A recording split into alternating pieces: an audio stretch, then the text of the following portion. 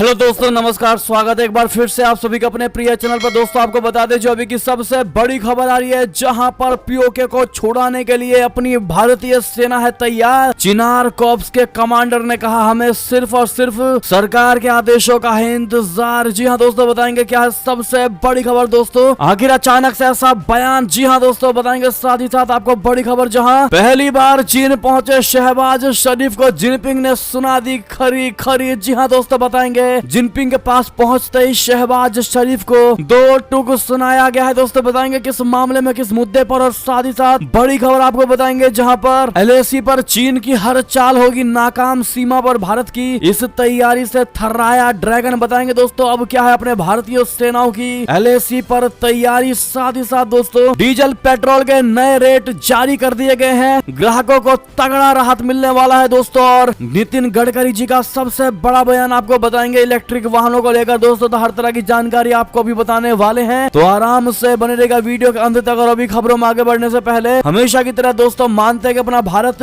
आने वाले कुछ ही सालों में नंबर 1 देश बन जाएगा दोस्तों। और भारत की विदेश नीति मोदी जी की वजह से ही नंबर 1 है और भारतीय सेनाओं पर पूरा भरोसा है। तो इस वीडियो का भी कर दीजिए लाइक, चैनल को कर दीजिए सब्सक्राइब, बेल आइकन दबाइए, साथ ही कमेंट बॉक्स में लिख दीजिएगा जय हिंद। जी हाँ दोस्तों, तो चलते हैं पहली और सबसे बड़ी खबर की तरफ, जहाँ पीओके को छुड़ाने के लिए सेना तैयार। चिनार कॉर्प्स के कमांडर ने कहा हमें सिर्फ सरकार के आदेशों का है इंतजार। जी हाँ दोस्तों, पाकिस्तान के कब्जे वाले कश्मीर को छुड़ाने के लिए सेना पूरी तरह से तैयार है और सरकार के आदेशों का इंतजार कर रही है। जी हाँ, ये जानकारी खुद चिनार कॉर्प्स के commander lieutenant general ADS Aujla ने दी है दोस्तों। उन्होंने मंगलवार यानी 1 नवंबर को कहा कि राजनाथ सिंह के पीओके पर दिए संकेत के बाद भारतीय सेना कार्रवाई के लिए पूरी तरह से तैयार है। लेफ्टिनेंट जनरल एडीएस औजला ने कहा कि भारतीय सेना पूरी तरह से तैयार है और हम सरकार के आदेश पर किसी भी कार्रवाई के लिए तैयार हैं। आप सभी को बता दें दोस्तों कि औजला जी के बयान से पहले राजनाथ सिंह जी ने भी बहुत सारे संकेत दिए हुए हैं। दरअसल श्रीनगर में शौर्य दिवस कार्यक्रम में सोमवार यानी 31 अक्टूबर को रक्षा मंत्री राजनाथ सिंह ने कहा था कि हमने अभी उत्तर की ओर चलना शुरू किया है, हमारी यात्रा पूरी होगी जब हम 22 फरवरी 1994 को भारतीय संसद द्वारा सर्वसम्मति से पारित प्रस्ताव को गिलगित बाल्टिस्तान पहुंचकर लागू करेंगे। जी हाँ दोस्तों, कमांडिंग ऑफिसर रक्षा मंत्री के बयान पर श्रीनगर में पत्रकारों से बातचीत कर रहे थे। उन्होंने कहा कि जब भी केंद्र सरकार इस तरह का फैसला करेगी हमारे पास आदेश आएंगे और ऐसे में हम पूरी तरह से तैयार हैं। अपनी पारंपरिक ताकत के अलावा हम खुद को आधुनिक रूप से भी मजबूत कर रहे हैं ताकि हमें ऐसी स्थिति में पीछे मुड़कर ना देखना पड़े। जी हाँ दोस्तों, उन्होंने ये भी कहा है कि पिछले 75 वर्षों में भारतीय सेना की क्षमताओं को उन्नत किया गया है। उन्होंने कहा कि हमारी तैयारी बहुत अच्छे स्तर पर है और जब भी इसे प्रदर्शित करने की आवश्यकता होगी आप बहुत अलग प्रभाव देखेंगे। मौजूदा हालात के बारे में बात करते हुए जनरल औजला ने कहा कि अभी स्थिति पूरी तरह नियंत्रण में है, लेकिन जब भी मौका मिलेगा और मिलता है घुसपैठ की कोशिशें होती हैं, लेकिन भारतीय सेना हमारी सीमा की रक्षा के लिए पूरी ताकत से तैयार है। जी हाँ दोस्तों, और ऐसे में कमांडिंग ऑफिसर औजला के इस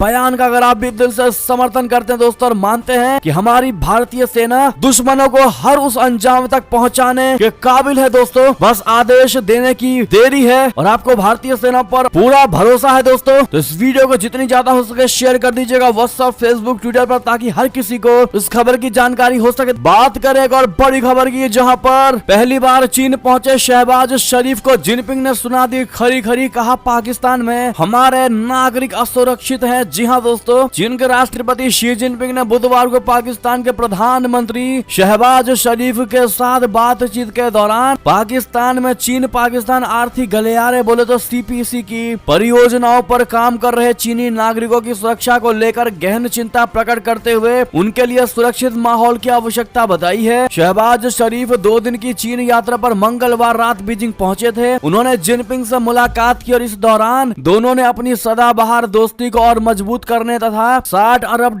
लागत वाले सीपीईसी को लेकर सहमति जताई। शी जिनपिंग ने बीजिंग के ग्रेट हॉल ऑफ पीपल में शरीफ से मुलाकात के दौरान कहा कि मैं पाकिस्तान में चीन के लोगों की सुरक्षा को लेकर बहुत चिंतित हूं और उम्मीद करता हूं कि पाकिस्तान चीनी संस्थानों तथा सहयोग के लिए पाकिस्तान जाने वाले लोगों के लिए भरोसेमंद एवं सुरक्षित माहौल प्रदान करेगा। जी हां दोस्तों, शरीफ पहले शासन प्रमुख है जिन्होंने हाल में हुई कम्युनिस्ट पार्टी की कांग्रेस में 69 वर्षीय शी को अभूतपूर्व तरीके से 5 साल के तीसरे कार्यकाल के लिए चुने जाने पर उन्हें मिलकर बधाई दी। शी जिनपिंग ने पाकिस्तान में काम कर रहे चीनी नागरिकों पर बलूच नेशनलिस्ट आर्मी और अन्य उग्रवादी समूहों के बार बार हमलों को लेकर करीब 2 महीनों के अंदर दूसरी बार चिंता प्रकट की है दोस्तों। और शहबाज शरीफ का गर्दन दोस्तों शर्म से चीन ने झुका दिया है। खास करके जिनपिंग ने उनके सामने ये बात कह करके दोस्तों उनको रियलाइज करवा दिया है कि जब पाकिस्तान में चीन के नागरिक सुरक्षित नहीं है तो तुम्हारे खुद के नागरिक कैसे सुरक्षित रह सकते हैं। बात करें दोस्तों और बड़ी खबर की, जहां पर एलएसी पर चीन की अब हर चाल होगी नाकाम। सीमा पर भारत की इस तैयारी से थर्राया ड्रैगन। जी हां दोस्तों,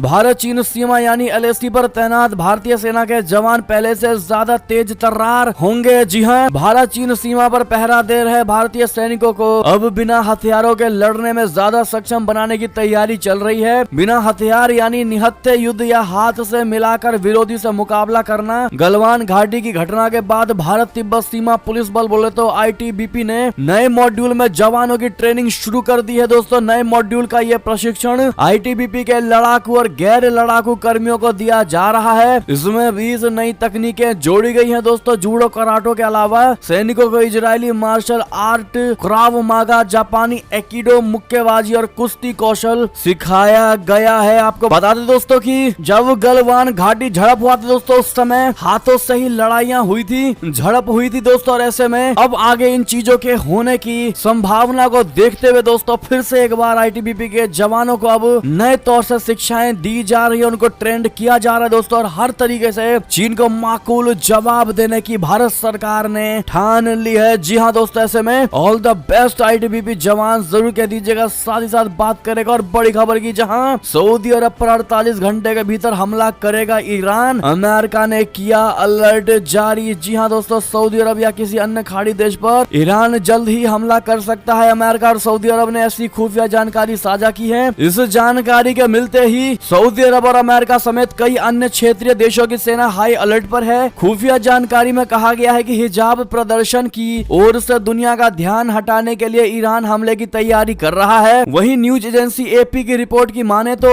ईरान सऊदी अरब पर यह हमला अगले 48 घंटों में कर सकता है। इंटेलिजेंस इनपुट की पुष्टि करने वाले एक अधिकारी ने एपी को बताया है कि ईरान जल्द से जल्द 48 घंटों के अंदर ही अटैक कर सकता है। हालांकि यूएस की रक्षा खुफिया एजेंसी पेंटागन के प्रवक्ता ने सऊदी अरब समेत अन्य देशों में अलर्ट की बात को खारिज कर दिया, लेकिन उन्होंने कहा है कि अमेरिका लगातार सऊदी अरब के संपर्क में है। जी हाँ दोस्तों, अब देखना ये होगा कि क्या वाकई में 48 घंटों के अंदर ईरान हमला करता है दोस्तों या नहीं। साथ ही साथ बड़ी खबर आपको बता दें, जहां पर नेपाल में चुनाव में घुसपैठ की बहुत बड़ी कोशिश कर रहा है चीन। क्या खतरे में है भारत का पड़ोसी लोकतंत्र। जी हाँ दोस्तों, नेपाल में इसी महीने 1.5 दशक पुराने लोकतंत्र की 11वीं सरकार चुनने के लिए मतदान होने जा रहा है। यानी नेपाल का लोकतंत्र पहले से ही चुनौतियों का सामना करना पड़ रहा है। ऊपर से चाइनीज कम्युनिस्ट पार्टी यानी सीसीपी वहां अपना दखल बढ़ाने की कोशिश भी नहीं छोड़ रही है दोस्तों। जब से नेपाल में लोकतंत्र आया है चीन ने किसी न किसी तरह से वहां अपना दखल कायम करने की कोशिश की है। पिछले कई सरकारों के कार्यकाल में उसे सफलता भी मिली है, लिहाजा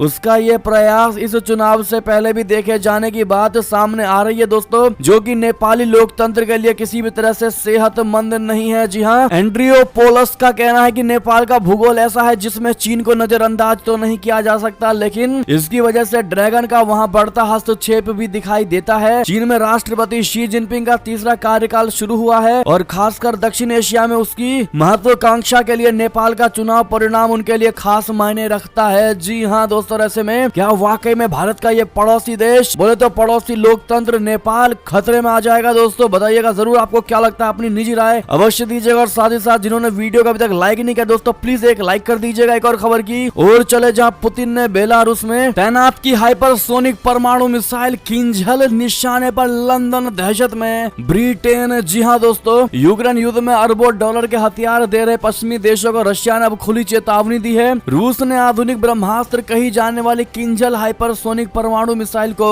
अपने पड़ोसी देश बेलारूस में तैनात किया है दोस्तों। बेलारूस की सैटेलाइट से मिली तस्वीरों के आधार पर ब्रिटेन की खुफिया एजेंसी ने इसका खुलासा किया है और इस खुलासे के बाद ब्रिटेन दहशत में आ गया है दोस्तों। और हो भी क्यों ना, यूरोपीय देशों के करीब बेलारूस में परमाणु बम गिराने वाली मिसाइल तैनात करने के बाद अब रशिया जब चाहे लंदन को तबाह कर सकता है। जी हाँ दोस्तों, बेलारूस बेलारूस से लंदन की दूरी मात्र 1800 किलोमीटर की है और इस तरह से ब्रिटेन अब इस मिसाइल की रेंज में आ गया है। जी हाँ दोस्तों, साथ ही साथ बड़ी खबर आपको बता दें, जहां पाकिस्तान का नापाक खेल दुनिया भर के खालिस्तान समर्थकों को कर रहा है एकजुट, भारतीय सिखों को बना रहा है कट्टरपंथी। जी हाँ दोस्तों, भारत में आतंक फैलाने व कट्टरपंथ को बढ़ावा देने के लिए पाकिस्तान अब खालिस्तान समर्थक आतंकवादियों की मदद ले रहा है। दोस्तों, पाकिस्तान और उसकी खुफिया एजेंसी ISI की भारत के खिलाफ नई साजिश का नया खुलासा हुआ है। दोस्तों, खालिस्तान रेफरेंडम के जरिए ये दुनिया भर के सिख अलगाववादियों को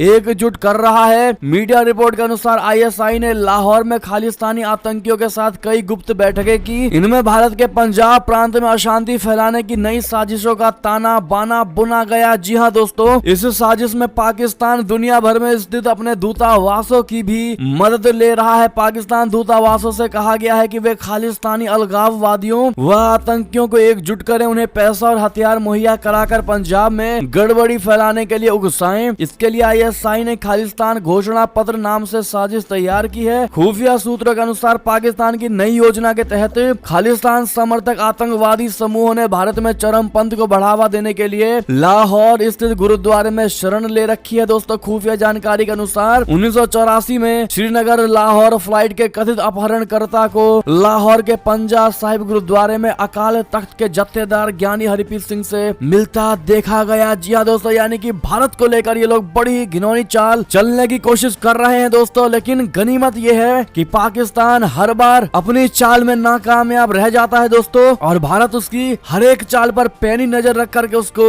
उजागर कर देता है। ऐसे में आपकी जो भी राय हो दोस्तों, अपनी राय सुझाव अवश्य दीजिएगा। इस पर बात करेगा और बड़ी खबर की, जहां लगातार तीसरी बार राष्ट्रपति बनने के बाद शी जिनपिंग का पहला निशाना ताइवान, PLA को युद्ध के लिए तैयार रहने के दे दिए आदेश। जी हाँ दोस्तों, चीन के राष्ट्रपति शी जिनपिंग अपनी महत्वाकांक्षाओं को पूरा करने के लिए आक्रामक नीतियों को बढ़ावा दे रहा है। लगातार तीसरी बार राष्ट्रपति पद जीतने के बाद चीनी राष्ट्रपति शी जिनपिंग के तेवर ताइवान को लेकर और तीखे हो गए हैं। दोस्तों, राष्ट्रपति शी जिनपिंग ने कम्युनिस्ट पार्टी की हाल ही में संपन्न कांग्रेस में 33,000 से अधिक शब्दों वाली राजनीतिक रिपोर्ट में पीपल्स लिबरेशन आर्मी यानी PLA को ताइवान पर युद्ध जीतने में सक्षम होने का आदेश दिया है। शी जिनपिंग ने PLA पार्टी को सशस्त्र शाखा से अपने आधुनिकीकरण को बढ़ाने और प्रशिक्षण को तेज करने का आह्वान किया, ताकि चीन की सुरक्षा मुद्रा को आकार दिया जा सके, संकटों और संघर्षों को नियंत्रित किया जा सके और स्थानीय युद्धों को जीता जा सके। जी हाँ दोस्तों, लगातार तीसरी बार राष्ट्रपति पद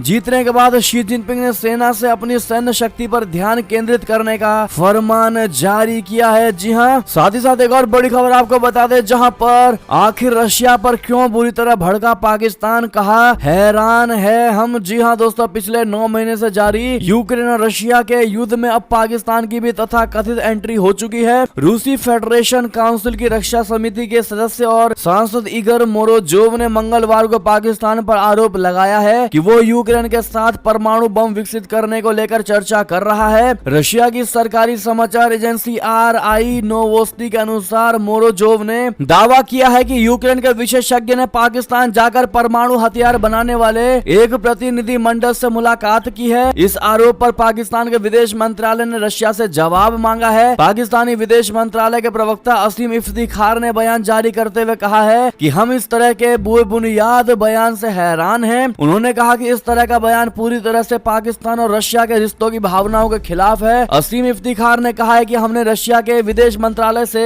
स्पष्टीकरण मांगा है। जी हाँ दोस्तों, बात करेगा और बड़ी खबर की, जहां पर तुर्की की आखिर बात मान ही गई। पुतिन अनाज समझौते को फिर लागू करने को तैयार हुआ रशिया। जी हाँ, दुनिया को होगा बम्पर फायदा। बता दे, यूक्रेन युद्ध के बीच रशिया के एक फैसले से पूरी दुनिया को बहुत बड़ी राहत मिल सकती है। तुर्की का कहना है कि रशिया अनाज समझौते को फिर लागू करने को तैयार हो गया है। माना यह जा रहा है कि पुतिन ने तुर्की की बात मान ली है, क्योंकि यह समझौता उसी मध्यस्थता से हुआ था। रशिया के रक्षा मंत्री ने तुर्की के अपने समकक्ष से कहा है कि तुर्की व संयुक्त राष्ट्र की मध्यस्थता वाले समझौते को रशिया फिर से लागू करने पर सहमत हो गया है और इस समझौते के तहत काले सागर के रास्ते लाखों टन अनाज पोत के जरिए यूक्रेन से बाहर भेजा जा सकेगा। तुर्की के राष्ट्रपति ने यह जानकारी दी है। जी हाँ, साथ ही साथ एक और बड़ी खबर आपको बता दें दोस्तों, जहां पर जयशंकर जी ने SCO बैठक में चीन पर साधा सीधा निशाना, BRI प्रोजेक्ट को लेकर दे दी सलाह। जी हाँ दोस्तों, विदेश मंत्री मंत्री डॉक्टर एस जयशंकर जी ने संघाई सहयोग संगठन परिषद की बैठक में भारत का प्रतिनिधित्व किया। इस दौरान विदेश मंत्री जी ने चीन पर निशाना साधते हुए उसे BRI प्रोजेक्ट को लेकर सलाह भी दी। विदेश मंत्री जी ने चीन की बेल्ट एंड रोड इनिशिएटिव का स्पष्ट रूप से संदर्भ देते हुए कहा है कि संपर्क परियोजनाओं को SCO के सदस्य देशों की संप्रभुता और क्षेत्रीय अखंडता का सम्मान करना चाहिए। जयशंकर जी ने कहा कि चाबहार पोर्ट और international north south transport corridor क्षेत्र में आर्थिक क्षमता की संभावनाओं के रास्ते खोलेगा। उन्होंने कहा कि SCO सदस्यों के साथ हमारा कुल व्यापार 141 अरब डॉलर का है, जिसके कई गुना बढ़ने की संभावना है। उचित बाजार पहुंच हमारे पारस्परिक लाभ के लिए है और आगे बढ़ने का एकमात्र यही तरीका है। जी हाँ दोस्तों, एक और खबर की बात करें जहां ब्रिटेन की गृह मंत्री से मिले भारतीय उच्चायुक्त माइग्रेशन और सिक्योरिटी समेत इन मुद्दों पर हुई अब चर्चा। जी हाँ, ब्रिटेन की गृह मंत्री सुएला ब्रेवरमैन और भारतीय उच्चायुक्त विक्रम दोराई स्वामी के बीच मंगलवार को एक बैठक हुई। इस बैठक के एजेंडे में प्रवास यानी माइग्रेशन और सुरक्षा यानी सिक्योरिटी जैसे मुद्दे शामिल रहे। भारतीय मूल की कैबिनेट मंत्री ने इंडिया UK पार्टनरशिप और India UK migration and mobility partnership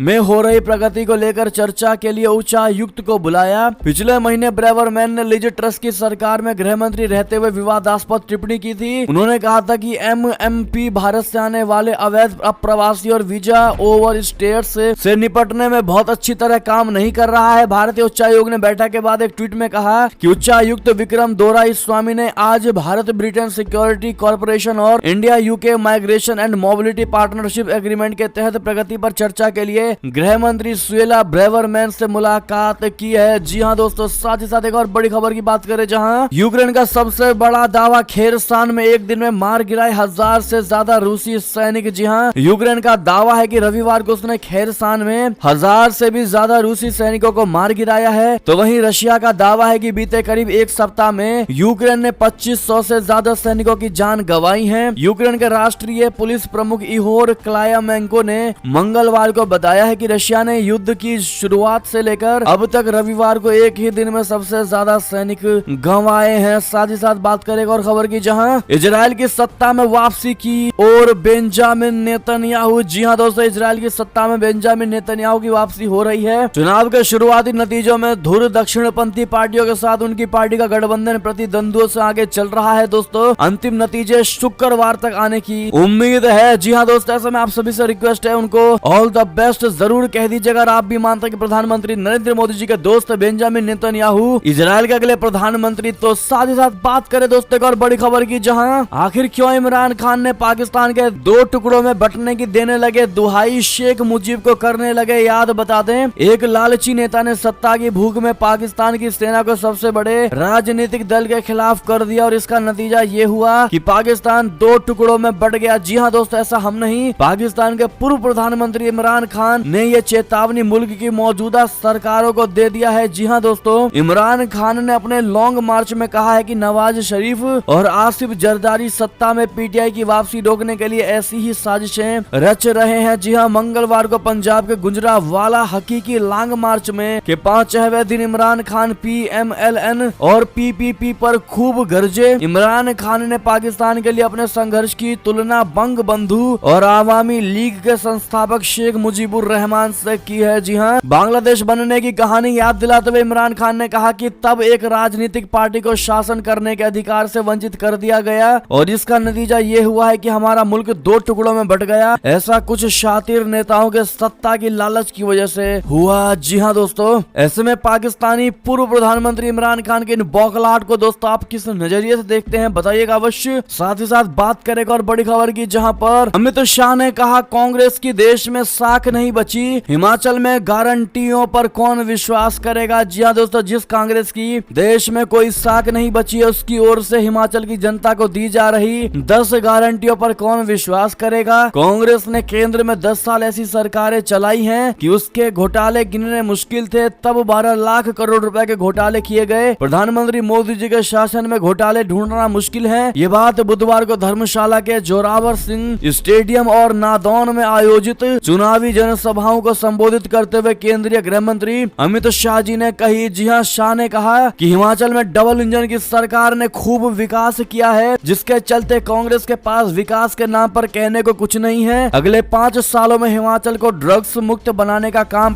प्रधानमंत्री नरेंद्र मोदी जी और प्रदेश के मुख्यमंत्री जयराम ठाकुर करेंगे। मोदी जी ने हिमाचल को बल्क ड्रग पार्क का तोहफा दिया है। मोदी का सपना है कि हिमाचल देश भर में नंबर 1 राज्य बने। अमित शाह ने कहा कि कांग्रेस हाईकमान ने कहा है कि हिमाचल में कुछ सीटें जीतनी पड़ेंगी, इसलिए 7-8 सीटों पर कुछ लोगों को कहां की जाओ भैया, तुम सभी मुख्यमंत्री हो। जी हां, शाह ने कांग्रेस प्रचार कमेटी के चेयरमैन एवं नादौन से प्रत्याशी सुखविंदर सुक्खू पर चुटकी लेते हुए कहा है कि एक व्यक्ति यहां नादौन में भी घूम रहा है, लेकिन उन्हें यह बात ध्यान में रखनी चाहिए कि वो मुख्यमंत्री नहीं बनेंगे, क्योंकि ये राजा रानी की पार्टी है। भाजपा ने ऐसा व्यक्ति नादौन में प्रत्याशी दिया है जो लोगों का काम करता है। शाह ने कहा कि वीर भूमि हिमाचल में मैं जब भी आता हूं तो यहाँ की वीर माताओं को प्रणाम करता हूं। जी हां दोस्तों, ऐसे में क्या लगता है आपको, क्या फिर से हिमाचल प्रदेश में एक बार भारतीय जनता पार्टी परचम लहरा पाएगी? दोस्तों अगर मानते हैं हाँ, तो जिन्होंने वीडियो को लाइक नहीं किया प्लीज लाइक कर दीजिएगा, और जिन्होंने लाइक कर दिया वो शेयर भी कर दीजिएगा वीडियो को। साथ ही साथ बात करेगा और बड़ी खबर की, जहां प्रधानमंत्री मोदी जी को किया सलाम, लिखा भगवान आपका भला करे। जी हाँ दोस्तों, काशी का मेकओवर दे खुश हुआ एक्टर। जी हाँ दोस्तों, वाराणसी से चुनाव जीतने के बाद जब नरेंद्र मोदी जी ने देश के प्रधानमंत्री पद की शपथ ली थी, तब काशी को रेनोवेट करना उनका अहम लक्ष्य था। प्रधानमंत्री बनने के बाद नरेंद्र मोदी जी ने अपने वादे को पूरा किया और काशी की काया ही पलट कर रख दी। पिछले 8 सालों में काशी का मेकओवर ऐसा हुआ है कि इसे देखने वाले हैरान है। साउथ एक्टर विशाल भी महादेव की नगरी काशी का ये कायाकल्प देख खुशी से गदगद हैं। उन्होंने इसके लिए प्रधानमंत्री मोदी जी की तारीफ भी की। जी हाँ दोस्तों, विशाल ने ट्वीट करके लिखा है, दोस्तों आप देख पा रहे होंगे कि प्यारे मोदी जी, मैंने काशी का दौरा किया, वहाँ पर दर्शन पूजा शानदार रही, गंगा नदी के पवित्र पानी को छुआ, वहाँ के मंदिरों को रेनोवेट कर जो आपने ट्रांसफॉर्मेशन किया है उसके लिए भगवान आपका भला करे। अब वे पहले से ज्यादा अद्भुत दिखते हैं। हर किसी के लिए काशी घूमना आसान हो गया है। आपको इसके लिए सलाम है। एक्टर के इस ट्वीट का प्रधानमंत्री मोदी जी ने भी जवाब दिया। दोस्तों उन्होंने कहा कि खुशी हुई कि आपका काशी में शानदार अनुभव रहा। मालूम हो प्रधानमंत्री नरेंद्र मोदी जी वाराणसी के लोकसभा सांसद है। जी हाँ दोस्तों, ऐसे में अगर आप भी मानते हैं कि मोदी जी ने जो प्रण लिया था दोस्तों वो पूरा करके दिखाया है और आगे भी दिखाएंगे, तो मोदी है तो मुमकिन है कहना मत भूलेगा। साथ ही साथ बात करेगा और बड़ी खबर की, जहां प्रधानमंत्री मोदी जी ने आज खींच दी बड़ी लकीर, कहा 2047 तक विकसित देश बन जाएगा अपना भारत। जी हाँ दोस्तों, प्रधानमंत्री मोदी जी ने बुधवार को कहा कि भारत 25 साल में यानी साल 2047 तक एक विकसित राष्ट्र बनकर उभरेगा। कर्नाटक के बेंगलुरु में आयोजित ग्लोबल इन्वेस्टर्स मीट को संबोधित करते हुए इस बारे में उन्होंने ये बात कही। प्रधानमंत्री ने कहा कि इस लक्ष्य को पाने में निवेश यानी इन्वेस्टमेंट एक अहम रोल निभाएगा। बात करेगा और बड़ी खबर की दोस्तों, जहां पर हिमाचल में बोले यूपी के सीएम योगी आदित्यनाथ जी, कहा कांग्रेस के एजेंडे में केवल एक खानदान का विकास है। जी हाँ, हिमाचल प्रदेश में विधानसभा चुनाव को लेकर सरगर्मियां तेज हो गई हैं दोस्तों। सभी पार्टियां चुनाव प्रचार में जुटी हुई हैं। बुधवार को उत्तर प्रदेश के मुख्यमंत्री योगी आदित्यनाथ भी हिमाचल पहुंचे, जहां सरका घाट विधानसभा क्षेत्र में चुनावी जनसभा को संबोधित करते हुए योगी आदित्यनाथ जी ने कांग्रेस पर जमकर हमला बोला। सीएम योगी ने कहा कि कांग्रेस के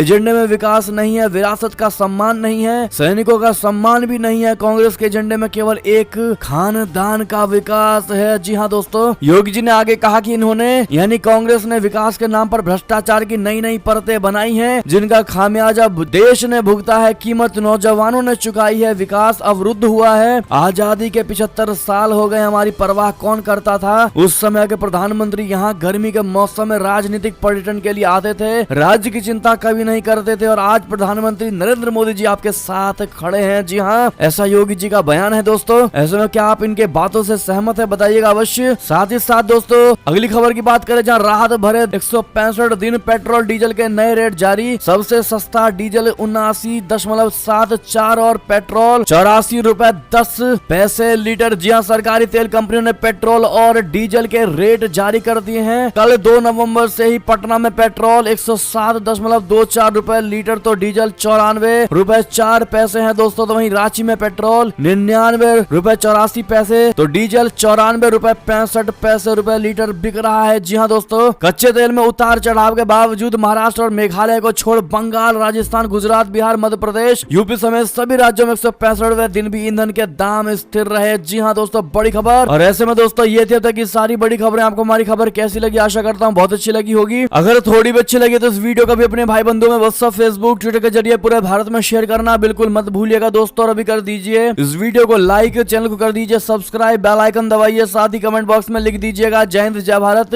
तो मिलते हैं आप सभी बड़ी खबर में दोस्तों, तब तक अपना ख्याल रखिएगा। आप सभी का बहुत बहुत धन्यवाद साथ देने के लिए, साथ बने रहने के लिए, और खबरों का सिलसिला लगातार हमारे चैनल पर ज्यादा अपडेट रहना बिल्कुल मत भूलिएगा। अगली बड़ी खबर का इंतजार करिएगा। हम मिलते हैं आप अगली बड़ी खबर में, तब तक के लिए बहुत बहुत धन्यवाद। जय हिंद जय भारत, जय श्री राम, वंदे मातरम, हर हर महादेव।